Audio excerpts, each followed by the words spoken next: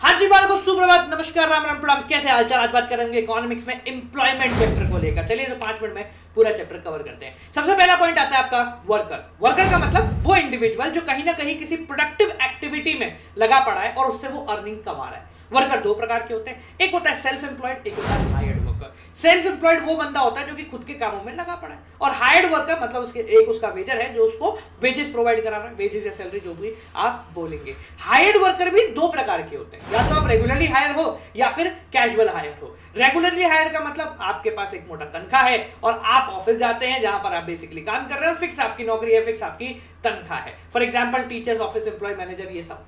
अगर हम बात करें कैजुअली हायर्ड वर्कर्स, तो ये वो लोग होते हैं जो कि कहीं भी रेगुलर बेसिस पे काम नहीं कर रहे, प्रोजेक्ट बेसिस काम करते हैं और प्रोजेक्ट के हिसाब से ही तनख्वाह लेते हैं। इन वर्कर्स को किसी प्रकार की जॉब सिक्योरिटी या सोशल बेनिफिट नहीं मिलते। अगला जो पॉइंट है वो आता है आपका लेबर फोर्स। लेबर फोर्स का मतलब भारत के अंदर वो सभी लोग जो कि काम करना चाहते हैं, कर रहे हैं या कर सकते हैं। All the person who are willing and able to work at the existing wage rate. It includes the person who are actually working और वो जो काम की तलाश में घूम रहे हैं। ठीक है, इसमें से एक पार्ट निकलता है जिसको हम कहते हैं वर्कफोर्स। वर्कफोर्स का मतलब वो लोग जो एक्चुअली काम कर रहे हैं। ठीक है, लेबर फोर्स में तो सारे ही सारे बंदे आगे कर रहे हैं और करना चाहते हैं। इनमें से जो करने वाला काम है वो आपका वर्कफोर्स कहलाता है, और इसी से हमारा वर्कफोर्स पार्टिसिपेशन रेशो भी आता है।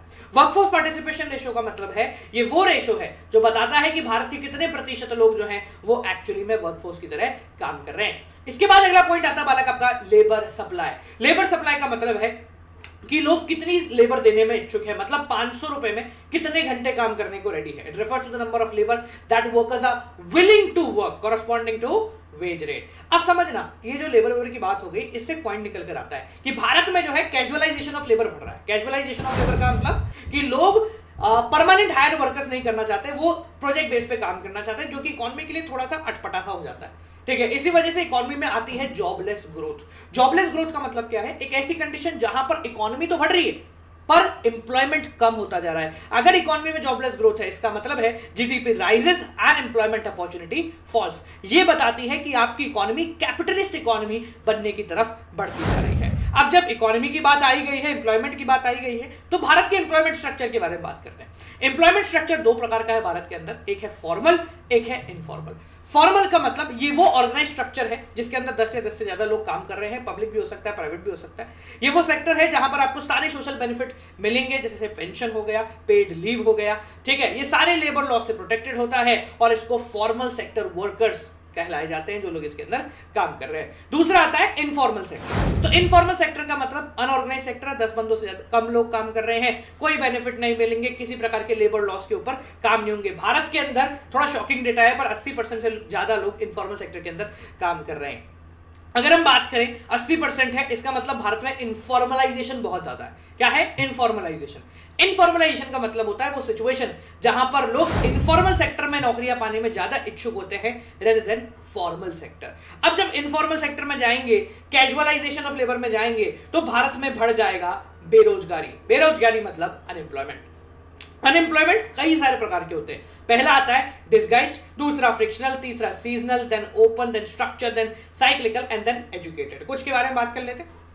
डिस्गाइज्ड अनएम्प्लॉयमेंट, इसको हम हिडन अनएम्प्लॉयमेंट भी कहते हैं। इसका मतलब क्या है? फॉर एग्जांपल मान लीजिए एक पर्टिकुलर फील्ड है जिसमें 4 लोगों की काम करने की क्षमता है, उसमें आपने 10 बंदे काम पे लगा दिए, तो जो 6 बंदे हैं वो अगर काम नहीं भी करेंगे तो भी प्रोडक्शन पे कोई फर्क नहीं पड़ेगा। यह है हिडन एम्प्लॉयमेंट, हिडन अनएम्प्लॉयमेंट।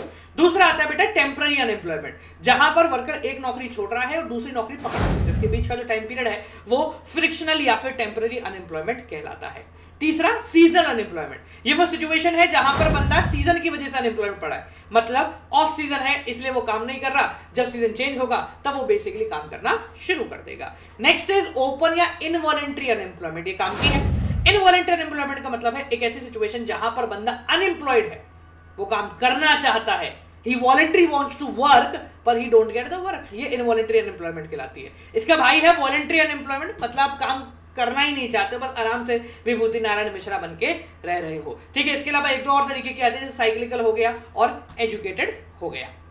अगला, क्यों होती है भाई साहब ये अनएम्प्लॉयमेंट? तो भारत के अंदर अनएम्प्लॉयमेंट होने के बहुत सारे रीजन है। For example slow growth rate, population बहुत ज्यादा बढ़ चुकी है, एजुकेशन सिस्टम डिफेक्टिव है, प्लानिंग सरकार ढंग से नहीं करती, हम फॉरेन टेक्नोलॉजी के ऊपर बहुत ज्यादा डिपेंडेंट है, एग्रीकल्चर सेक्टर जो कि हमारे लिए सबसे बड़ा सेक्टर है, हम उसको डेवलप करने में लगे ही नहीं है, और छोटी छोटी इंडस्ट्रीज को हमने खत्म कर दिया, यानी decline of cottage and small scale industry. Capital formation हमारा है नहीं, लेबर फोर्स को हम ज्यादा प्रोड्यूस कर रहे हैं रेदर देन वो लोग जो लेबर बना सके।